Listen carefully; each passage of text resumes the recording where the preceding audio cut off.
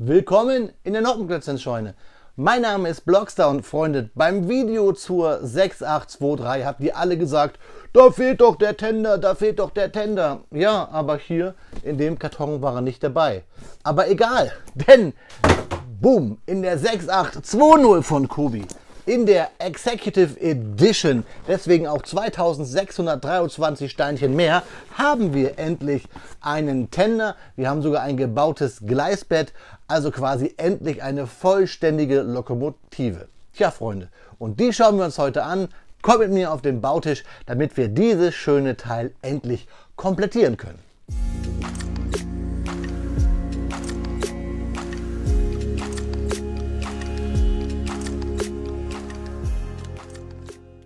Love me Tender, und da ist er endlich, unsere BR52 mit Tender und Gleisbett und gelaserten Typenschild. Da freue ich mich richtig drauf. Ich bin mal gespannt, ob wir auch ein gelasertes Typenschild haben für die PKP TY2. PKP ist ja die polnische Staatsbahn.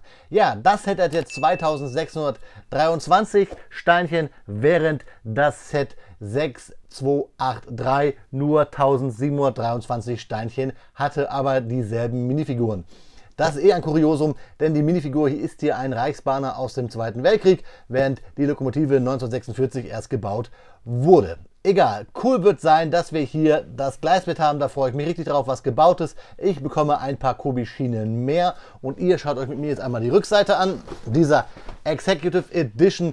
Das Ganze wird also um 28 cm länger, da wir den Tender drauf bekommen, auch hier mit den beweglichen Rädern. 15 cm wird es hoch. Schienen, also Gleise sind mit dabei und Fakten bekommt ihr dann gleich. Und hier seht ihr nochmal sogar, was ich gerade gesagt habe. Wir haben sogar ein Typenschild für die polnische Version. Ja, aber viel wichtiger ist ja wie immer, was verbirgt sich im Karton. Lass uns mal die Tüten und die Gleise rausschütteln.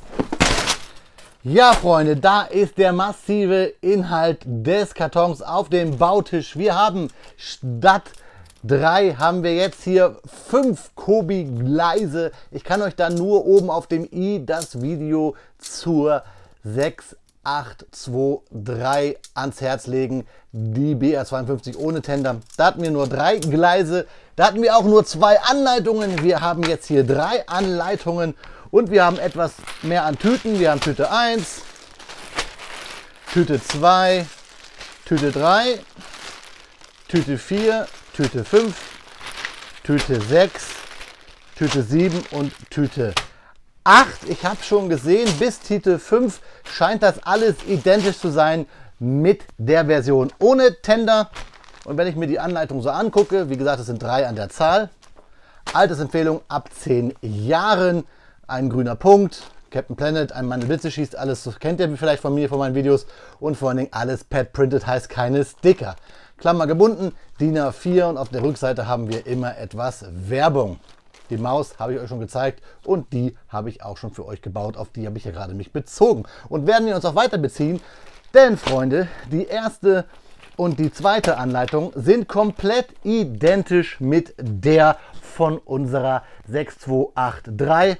Deswegen könnte ich jetzt eigentlich sagen, ich baue die Lokomotive nicht. Ich spiele euch den Teil aus dem Set ein und hänge den Tender und die Gleisanlage hier mit dran. Mal schauen, ob ich das mache. Also ist komplett identisch. Wir schauen trotzdem rein, wie baut man mit Kobi-Anleitungen.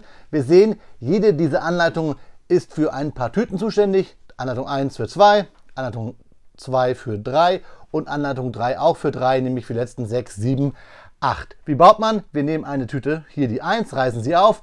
Was wir bauen, ist farblich, und im nächsten Step ist das, was wir gebaut haben, schon nicht mehr farblich, sondern der nächste Schritt, der aktuelle, ist dann farblich. Und so geht es weiter. Wir haben eine kleine Legende, eine Erklärung. Da sehen wir, was wir gebaut haben, bzw. was wir bauen müssen, nämlich hier unsere verschiedenen Slopes, unsere verschiedenen ab und zu Wedges oder hier auch bedruckten Fliesen, in welchen Winkel welche wir ansetzen.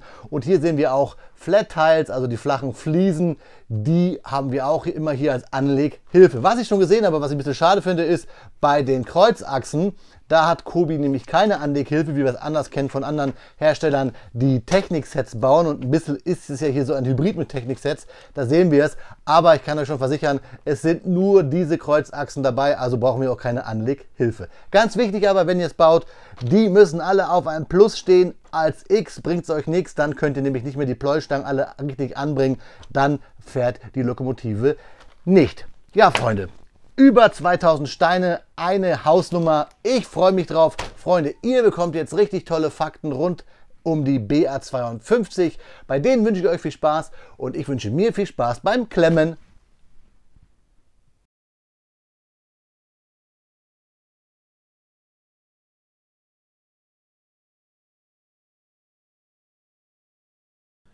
Speedbildzeit ist Faktenzeit und heute sprechen wir nicht über die BR52, denn das habe ich im letzten Video getan. Einige von euch haben da moniert, dass es historisch nicht alles ganz korrekt ist. Schaut euch einfach die Kommentare an, das sind quasi die Ergänzungen zu meinen Fakten im letzten Video. Das Video zur Kobi 6283, der BR52 bzw. der TY2 als 2-in-1-Set findet ihr natürlich unten in der Videobeschreibung und oben rechts auf dem i. Da habe ich das Video verlinkt und generell in meiner Kobi Playlist.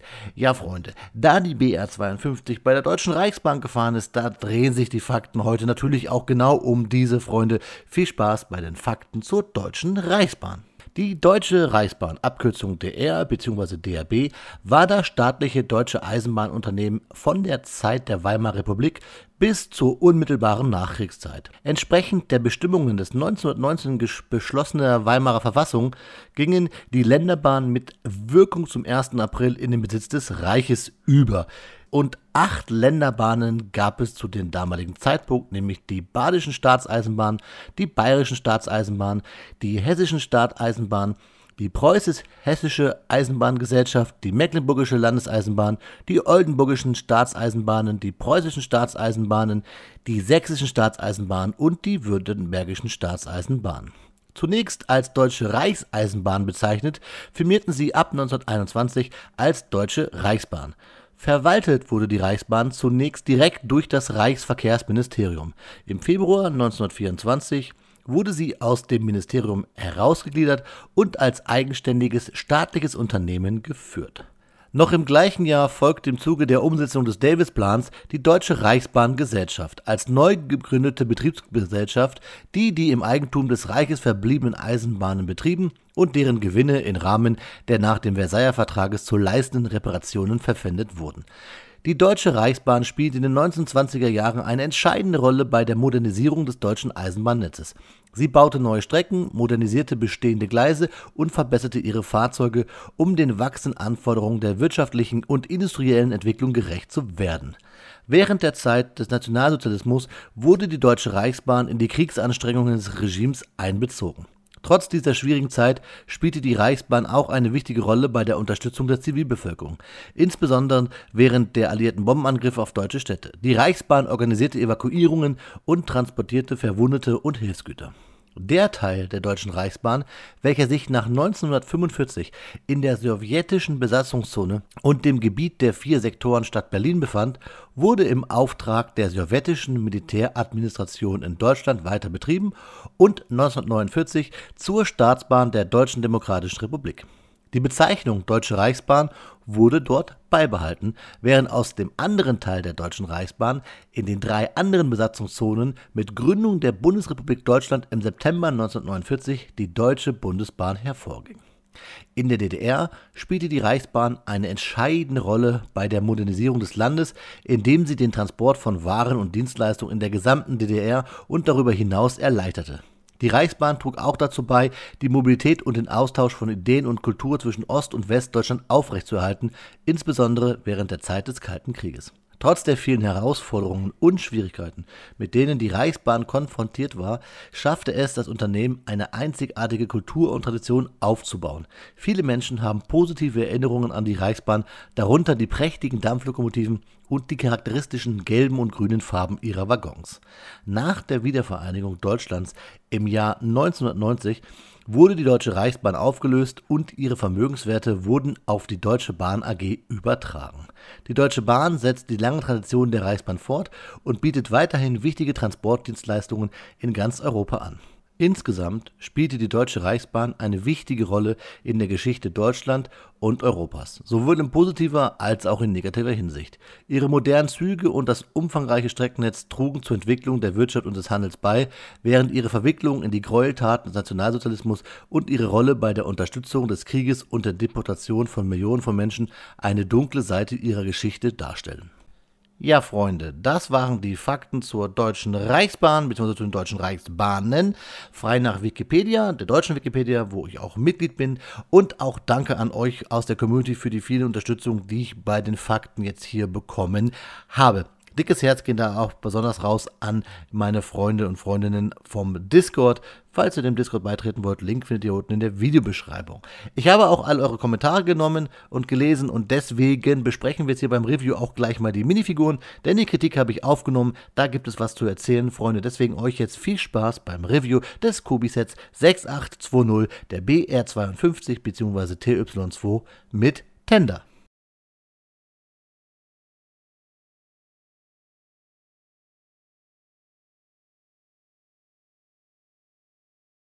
Nach 6 Stunden Bauzeit steht sie da, unsere 6280, unsere BR52 in der Executive Edition von Kobi. Und nicht wundern, warum steht die hier so krumm. Ich habe mir wie auf der Kobi Homepage angekündigt, R88 Schienen besorgt. Das hier sind welche von Trixbricks, das sind gedruckte Schienen im Radius 88, denn es soll ja heißen, dass diese Lokomotive auf diesen Schienen, auf diesen Radius fahren kann. Und das stimmt wirklich sogar. Ich zeige es euch mal. Also fährt ihr aus dem Bild hier. Ich habe leider nicht so viel Platz auf meinen Bautisch. Aber ihr seht schon, das geht nur, weil hier das hinterste Rad und das Rad hier, die haben also einen Kranz, eine Kante. Die drei laufen nur so mit. Und hier vorne, das wäre eigentlich dann so der Vorderläufer, der ist starr. Wenn man es richtig cool haben möchte, müsste man es hier umbauen und flexibel halten. Ja, ich kann euch hier nur das Video zur 6283 ans Herz legen. Das findet ihr oben auf dem i und unten in der Videobeschreibung. Das ist nämlich der Bild gewesen, eigentlich nur hier der BR52. Und ich kann euch schon mal sagen, dass der auch komplett identisch ist mit der 6280. Lediglich die Bauanleitung 3 ist dann noch quasi extra on top dazu. Das ist nämlich dann die Anleitung für den Tender und für diesen Stand hier. Und fangen wir vielleicht mit denen mal an, weil das ist der größte Manko. Ich habe es extra so hingestellt, vielleicht kann man es gut sehen hier. Es ist übelst verbogen. Es ist übelst verbogen. Klar ist das der Bautechnik geschuldet vielleicht, weil Kobi macht es hier ja, sich sehr simpel. Hier einmal Einser und dann diese großen Plates, aber es biegt sich übelst durch. Ich habe es extra über Nacht, ich habe es gestern gebaut, über Nacht stehen lassen, weil ich dachte, das Gewicht der Lokomotive drückt es runter, aber ihr seht schon hier, Banane. Das kommt davon, wenn man halt Plate auf Plate auf Plate baut und dann noch mit diesen Gleisen und deswegen biegt sich das richtig durch. Bei den Detailfotos, die ihr nachher bekommt, da seht ihr es richtig und ich weiß halt nicht, ob das eines 200-Euro-Sets würdig ist. Dann hätte ich es ganz durchgebaut oder wenigstens wie bei den Autos, bei den Executives mit richtigen Bricks gemacht. Das gefällt mir überhaupt nicht. Hier, Banane. Ich zeige es euch auch gleich, wenn ich den Zug drauf stelle, die Lokomotive vielmehr, dass es dann zwar auch gerade ist und auch hält, aber mir gefällt es überhaupt nicht. Generell möchte ich euch das Video hier ans Herz legen, weil da könnt ihr mal beide Details vergleichen, weil hier kommt ja eigentlich nur der Tender mit hinzu. Hier sind die Schienen, die Kobi-Schienen, die Gleise, die zeige ich euch trotzdem noch einmal. Das sind diese hier voll kompatibel zu denen anderer Hersteller. Schön hier mit der Marmorierung, mit diesem Holzdesign und da, wo es dann zusammengesteckt ist, haben wir halt dann immer doppelt. Das kann man mögen, viele mögen es nicht, weil sie es gewohnt sind, halt hier mit den Doppelten.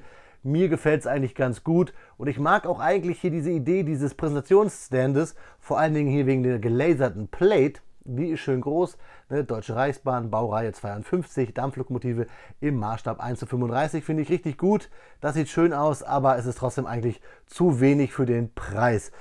Da fangen wir auch mal gleich an. Zu wenig, weil was wir zu viel haben, sind natürlich Steine, die wir über haben. Denn wir können die Lokomotive ja auch als, da seht ihr es 2 in 1, als TY2 der polnischen Staatsbahn bauen. Und dementsprechend hätten wir dann hier auch ein gelasertes Typenschild.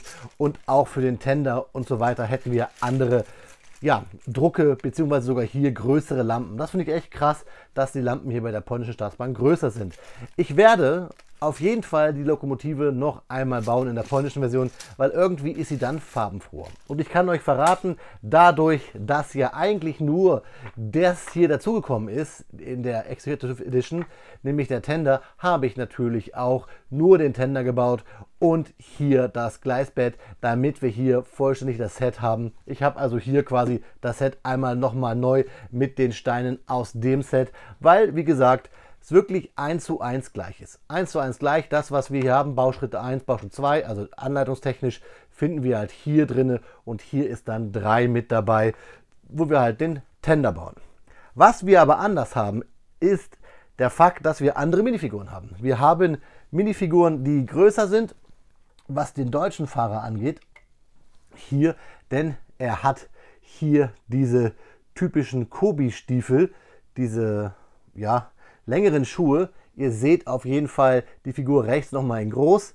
Hier halt auch mit Deutsche Reichsbahn-Uniform mit so einer Koppel und da die großen Stiefel. Schön bedruckt, auch hier mit den Ärmelband. Ich habe im letzten Video gesagt, dass diese Figuren ja eigentlich falsch sind, weil Reichsbahn und die BR 52 hier, die wir bauen, ist eigentlich von 46. Aber ihr habt zu Recht in den Kommentaren geschrieben, dass diese Uniformen auch noch nach Ende des Zweiten Weltkriegs weiter benutzt wurden, bis es halt eine richtige neue Uniform für die Deutsche Bahn gab. Es wurden halt dann nur quasi die Uniformen entkreuzt, sage ich jetzt mal. Die Figur ist auch größer durch die Stiefel und etwas anders dann als die Figur aus der 6283. Da sehen wir hier nämlich, dass diese Koppel dabei ist und oben hier auch nochmal diese Reichsbahn schwingen, sage ich mal. Also die ist in dem Set hier vorhanden und die Figur, da sehen wir sie auch, ist dort vorhanden. Also hier größere Stiefel, größere Figur bei der Executive Edition. Was dann die polnische Figur angeht, da sind wir dann wieder gleich bei beiden Versionen. Die sind beide gleich. Ist aber auch irgendwie mit fast die schönere Figur, finde ich. Denn der Herr hat einen Bart. Der Herr hat einen rosa Streifen auf der Mütze. Irgendwie, also mir gefällt diese Figur, die ist irgendwie freundlicher.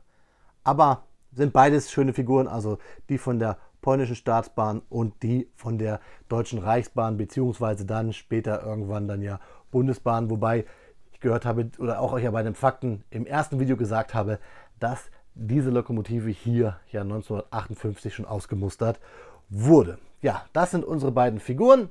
Wie gesagt, ihr habt sie in groß gesehen. Figuren ist auch ein Stichwort. Ich habe euch gesagt, dass es bei meinem 100. Kobi-Video eine Verlosung gibt. Die schieben wir nach hinten, weil ich beruflich eigentlich sehr eingespannt bin und die ganze nächste Woche nicht da bin. Keine Angst, es gibt trotzdem Videos auf dem Kanal. Aber die Verlosung meiner Figuren hier, die wird auf jeden Fall noch stattfinden. Und ich werde noch ein paar Sachen drumherum verlosen. Alles in den folgenden Kobi-Videos. Dauert aber noch so 1,5 Wochen, Freunde.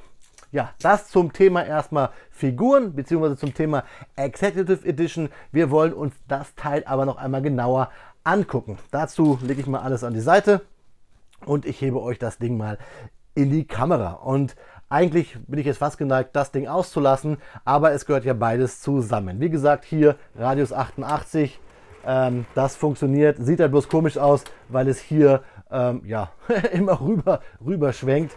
Das ist ein bisschen schade. Aber es geht halt. Ne? Es geht halt. Das Knacken liegt daran, dass ich sie nicht richtig festgemacht habe. Alles gut. So, jetzt hebe ich aber mal unsere Lokomotive, die man auch ein bisschen vorsichtig anfassen muss, hier auf unser Showgleis. Und da muss ich sagen, habe ich beim Tender immer so ein Problem. Dadurch, dass wir hier sehr viel Radverkleidung haben, kann ich immer schlecht sehen, wann ist das Rad hier eigentlich auf dem Gleis. Und ich muss hier immer so ein bisschen, fühlen, also nach Gusto machen. Das gefällt mir nicht ganz so gut. Ich schiebe jetzt mal hier unser Testgleis zur Seite, denn das brauchen wir ja eigentlich nicht mehr. Wenn ihr mal ein bisschen was zu Zügen und 9 Volt Schienen und andere Radien sehen wollt, dann empfehle ich euch mein letztes Lego Video mit dem Interview mit dem Michael von FX Bricks. der ja eigene Gleise herstellt. Lego-kompatibel, Kobi-kompatibel. Da gibt es ein paar interessante Fakten. Müsst ihr einfach mal gucken, findet ihr auch oben auf dem i. So, jetzt zeige ich euch mal, wie hier gekoppelt wird. Nämlich hier unten, oh, die Figuren mal wegpacken, die will ich nicht zerquetschen. Wir haben halt hier diesen Nupsi, dieses typische, ja, das Element kennen wir von Kobi, den 1x2er mit dem Kreis hier hinten haben wir oft als Art Hinge-Ersatz und haben wir hier auch mit so einer Art Schlüssel, also ein 1x2er rounded und dann diese typische Kobi, ja, Rohrstange. Da, ich habe es mal abgemacht, ist eigentlich keine schöne Lösung, weil es irgendwie, ja, ihr seht ja, es fällt mir jetzt schon halb in die Hand und man muss wirklich fummeln von unten, damit man es rankriegt. Vielleicht stelle ich mich auch so doof an, aber mir gefällt das so nicht. Wahrscheinlich stelle ich mich zu doof an. So, das ist dann halt diese Art Schlüssel. Ich packe es zur Seite und schauen wir uns mal den Tender an, weil vielleicht habt ihr das Video ja hier zur Lokomotive schon gesehen. So, das meine ich halt. Ich habe halt hier große Radverkleidungen und da muss ich immer so ein bisschen fummeln, gucken. Habe ich es drauf, habe ich es nicht drauf. So, jetzt habe ich sogar gleich zum Anfang mal drauf. Auch ein bisschen lustig ist halt hier, dass wir andauernd quasi unser kleines Büschchen hier überfahren. Da und da. So, egal. Ich zeige es euch. Der Tender ist eigentlich fast so typisch Kobi-Schiffsbauweise. Gefällt mir richtig gut. Wir haben hier ein bisschen Kohle angedeutet, sonst ist es hier eigentlich ein bisschen leer. Da hätte ich auch gedacht, so ein bisschen Schüttgut von Kobi wäre doch geil gewesen. Ja, innen drin ist er halt relativ hohl. Vielleicht kommt da die typische oder neue dann Kobi-Motorisierung rein. Wer weiß, wer weiß. Hier haben wir halt Drehgestelle, die können wir ganz gut drehen. Hängen halt auf diesen typischen, ja, Drehkränzen, die wir kennen, wenn wir von Kobi Panzer bauen. Da diese typischen mit dieser Technikstange. Und dann haben wir halt hier unser Radpärchen. Das Bauen hat auch sehr viel Spaß gemacht. Ich finde halt nur irgendwie sehen die Räder so klein aus. Dem geschuldet, dass sie halt auf diese, ich sag mal, Lego-Standard schienen müssen.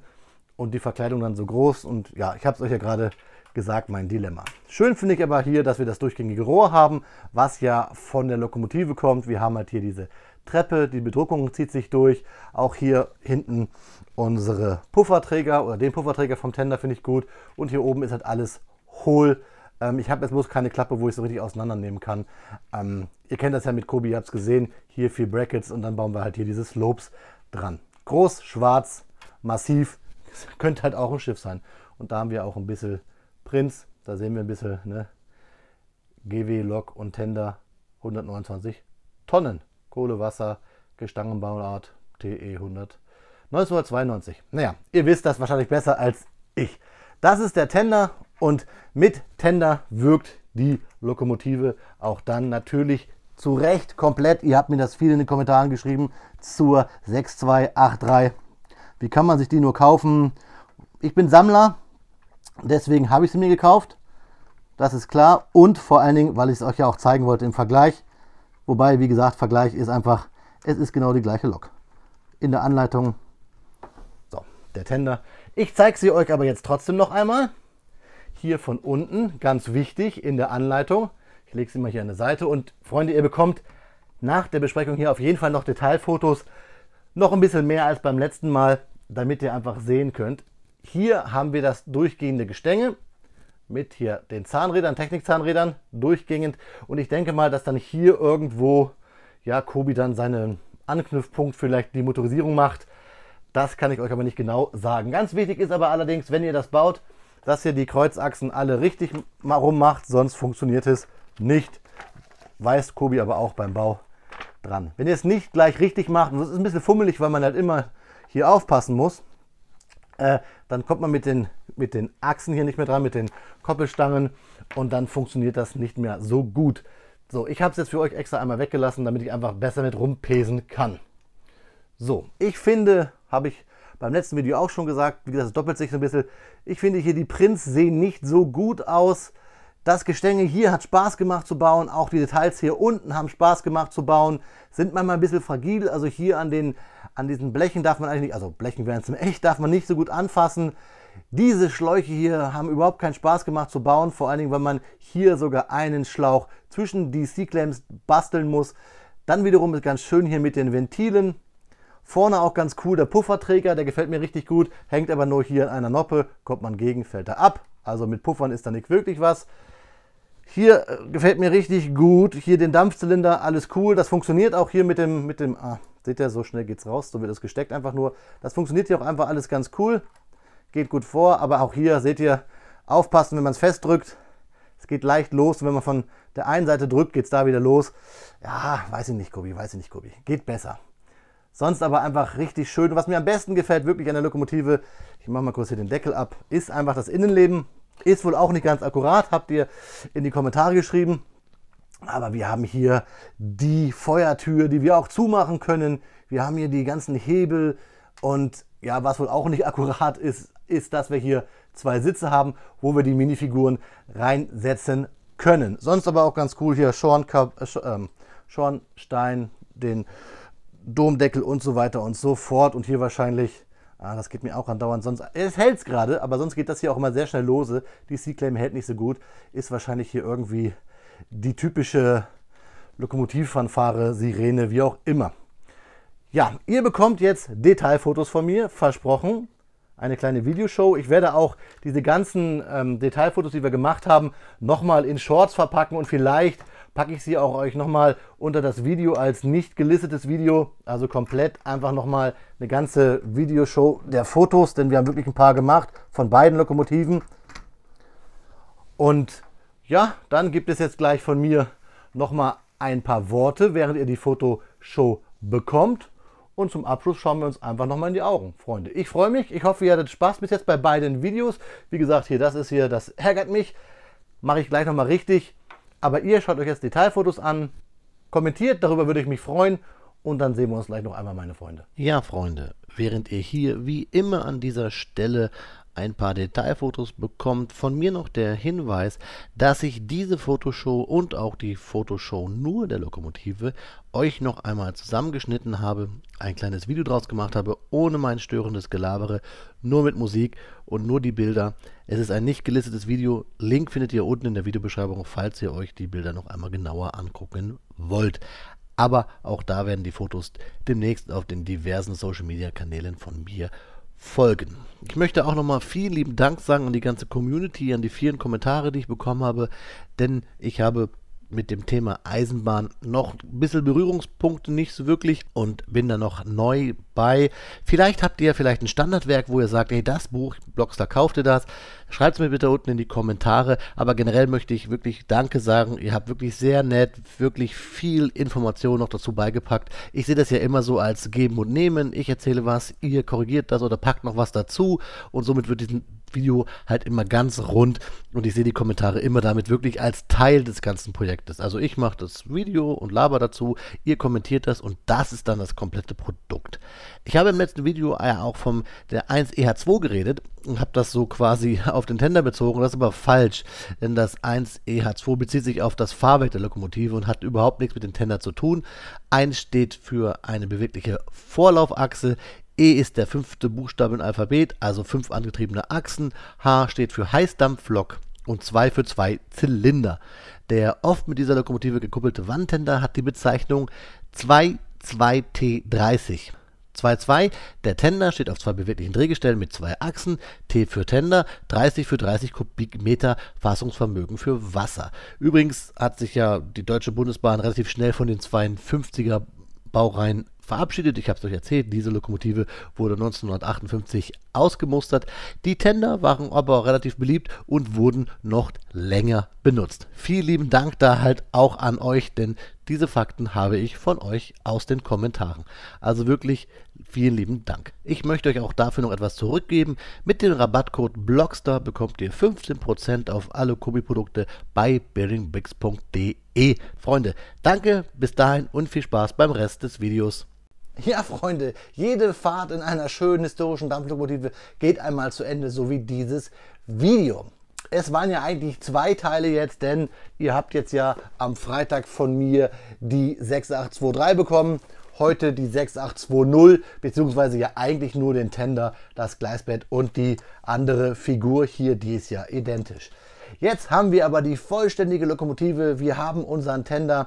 Ich muss sagen, so wirkt das Ding genauso, wie ich es damals auf der Nürnberger Spielwarenmesse gesehen habe. Vielleicht habt ihr das Short hier auf meinem Kanal gesehen. Wenn nicht, schaut mal nach, da findet ihr die ersten Videos, die ich dazu gemacht hatte. ein tolles Fahrzeug, aber eher eins fürs Regal, muss man sagen. Denn so hier diesen Radius, wer das auf seiner Eisenbahnanlage verbauen kann, ja, der hat viel Platz. Den beglückwünsche ich, viel Spaß damit. Fahren kann sie. Motorisieren wird wahrscheinlich kommen. Wenn ihr sie jetzt schon motorisieren wollt, müsst ihr, wie gesagt, den Vorderläufer umbauen und wahrscheinlich baut ihr euch am besten einfach einen eigenen Waggon hinten dran. Es kommen ja auch welche von Kobi, da kommt dann der Motor rein und dann schiebt er halt die Lokomotive. Wobei ich auch nicht genau weiß, weil sie ist ja auch sehr schwer. Spaß gemacht, hat auf jeden Fall dieses Video für euch zu drehen. Ein Nachtrag noch, hier hinten bei den Fakten steht drauf, Maximalgeschwindigkeit 50 km/h, es müssten aber eigentlich wahrscheinlich 80 sein und hier ist die Flagge der Bundesrepublik Deutschland drauf. Der Zug wurde aber 1946, hier die 521809, wurde erst 1946 gebaut, habe ich euch schon ein paar Mal jetzt erzählt, aber damals gab es diese Flagge noch gar nicht. Die gibt es nämlich erst seit 1949, seit Gründung der Bundesrepublik Deutschland.